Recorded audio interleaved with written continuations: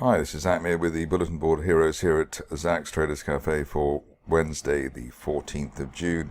Starting off with the FTSE, and it's still in that range between the 200-day line 75.25 and the rising 50-day moving average 77.21.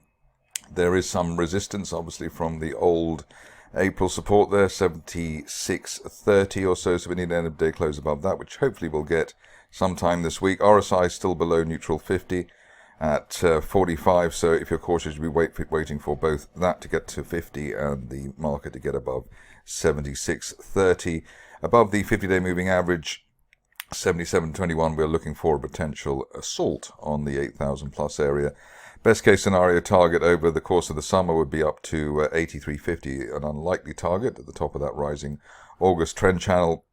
On the downside, probably now not expecting anything worse than 73 or 7400, the floor of that channel there, around 7500. But obviously we could have a dip if, say, interest rates realities kick in.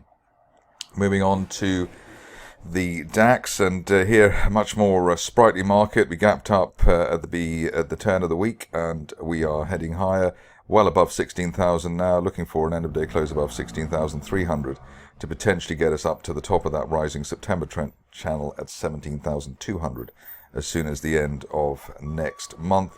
Could even be obviously by the end of this month, but let's be conservative at the moment. On the downside, not expecting anything worse than 15,700, which is basically the end of May, beginning of June consolidation for this market.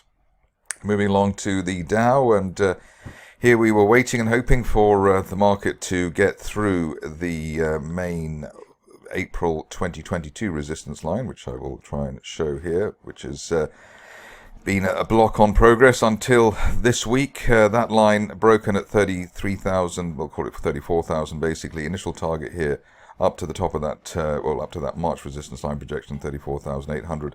By the end of the summer, we're looking at 37,000 if everything goes well. If everything doesn't go well, then we're looking down to the 200-day moving average, 32,800, but likely any weakness back down to the 50-day line at most. That would be the current perception, 33,500.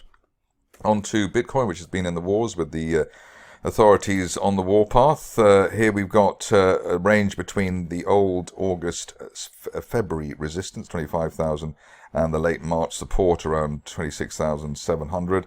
Want to see an end-of-day close above the 50-day line and that April resistance line, 27,300, before assuming that a new leg to the upside is on its way.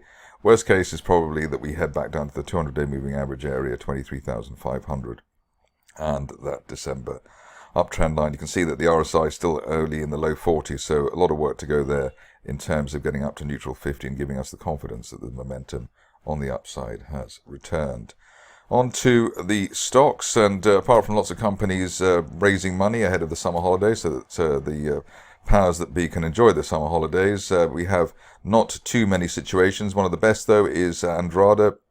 Here, basically, the turnaround was either, depending on how your charting worked, either an end-of-day close back above 3.9 pence, the old October-November support, or a break of the 5 pence level, which was a resistance line there from April.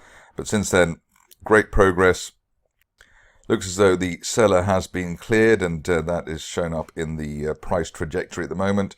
We had a target of 8 pence or 8 1/4 pence once we broke the 6.3 pence level, and that looks like it'll be on its way by the end of the week. Above that, obviously looking for a retest of April resistance, April 2022 resistance at 9.5. Ideally as soon as the end of this month.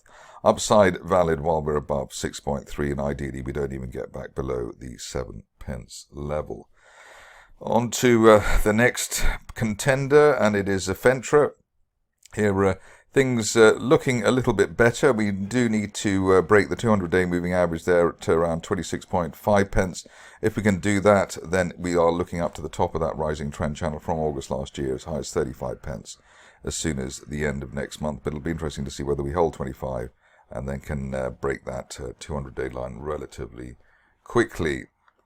Followed CapEx over the last few days, and here it's interesting that we've had so far a bull trap through the 50-day moving average. That was at the start of the week. But luckily for the bulls, we've got the shares finding support at the floor of the old gap down, so that was around 1.45 pence. Above that, we're looking for not only a retest of Monday's peak at 1.85, but maybe for the shares to fill the gap up to 2.2 pence.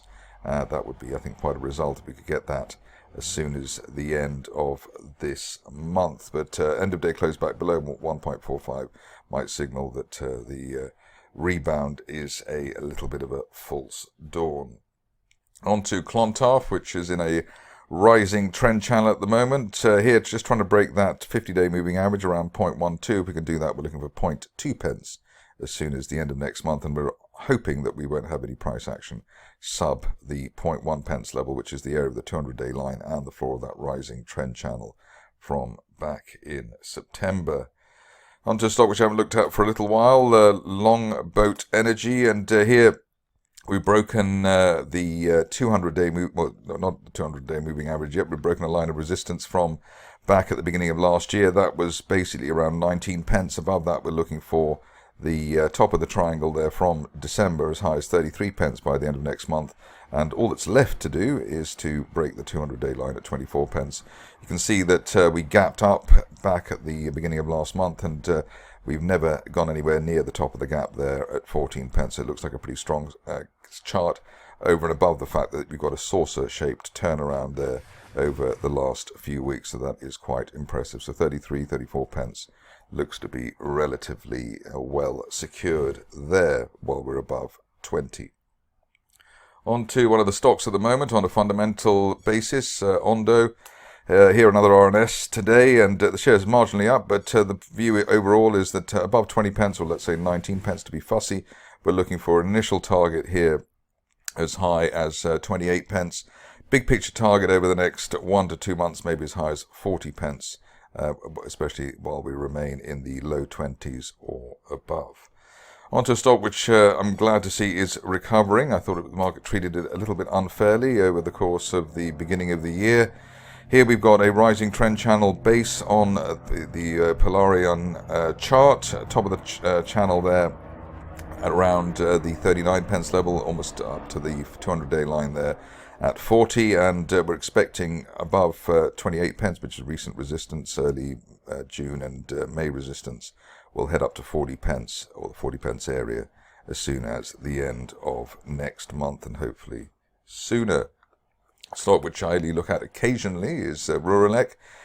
Here it looks like we're ready for a breakout. You can see that the main resistance here around current levels, and that's been the case since the beginning of last year.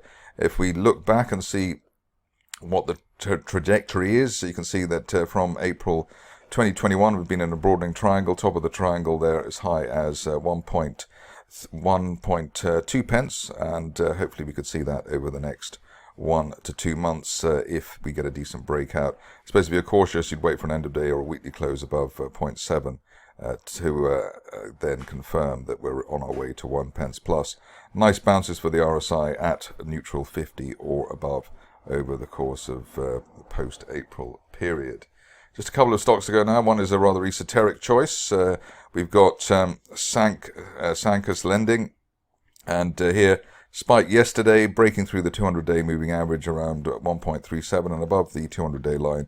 We're actually looking for a target as high as 3 pence by the end of next month, which is the top of a broadening triangle from July last year. Obviously, that is not a situation for everyone. I'm sure the spread is horrible, but anyway, from a charting perspective, it is an interesting feature. Finishing off with the Versarien, which looks like it's behaved itself twice now. First, we had the trend line break there at 1.3 pence, and the shares hit our target there, technical target there, just shy of 7 pence. We've then bounced off the 2 pence support there from the beginning of this month, and the view now is that the longer we stay above 2 pence, the greater the chance of filling the gap, at least up to 4.7 pence.